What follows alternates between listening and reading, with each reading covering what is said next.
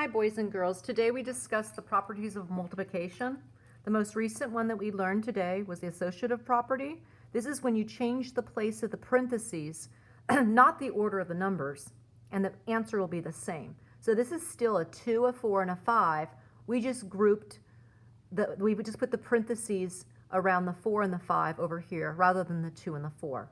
Okay, so the product will still be the same. Second property of multiplication is the commutative property, the one we've been working on the last few weeks, meaning that you can just swap out the order of the factors and you'll still get the same product. So on this side we have a 2, so there's a 2 on this side.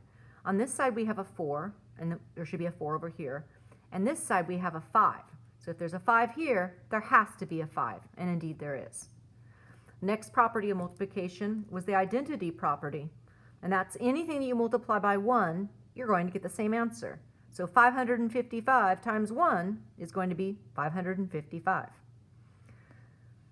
The last property of multiplication is the zero property, and that's if you multiply any number by 0, you're going to get 0 as the product. So if I had 55 bags of nothing, I'm going to have nothing. Okay, so nothing is the same as 0. So today we went ahead and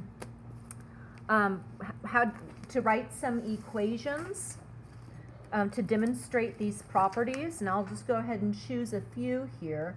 We have the commutative property, so that was 2 times 5. Well, that's going to be the same as 5 times 2. Once again, we're only swapping out the factors. The associative property, well, we have a cup of addition, and notice it says addition, and here's multiplication. So I want to be aware of that terminology. Okay, so maybe we'll have an 8 plus a 2 plus a 6, and I'll go ahead and put this in parentheses because that's the associative. The A somewhat looks like a parenthesis on its side. That helps me a little. That's going to be the same as 2 plus 2 plus 6, and we're going to go ahead and put the parentheses over here. The identity property of multiplication, well, the identity property is the one with the 1. So I'm going to go 1 group of 3. Well, it's just going to equal 3. It's going to equal the other number. Now, the identity property of addition is one that was listed on the back side here. Okay, and all that means if we add 0 to a number, the sum is just going to equal that number. So maybe here I'll go 6 plus nothing. Well, that's going to have to equal 6. So students are going to have to differentiate between these properties.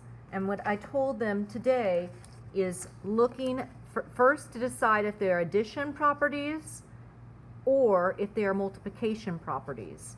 After they decide if they're addition or multiplication, then they can decide, for instance, if it was a multiplication problem, if it's the commutative property, changing out the factors, the associative, the one with the parentheses, not changing the order, not switching out the factors, the identity property, the one with the 1, or the zero property, that's the one with the 0. Okay, so that's the zero property of multiplication. I'll do one more here. Here's the associative property of multiplication. I'm going to keep my factors the same. I'm going to go 2 times 8 times 6. And so over here, I'm still going to have a 2 times 8 times 6. But I'm going to put my parentheses here. And on this side, I'm going to put my parentheses around different factors. All right, you guys. So those are the properties of multiplication.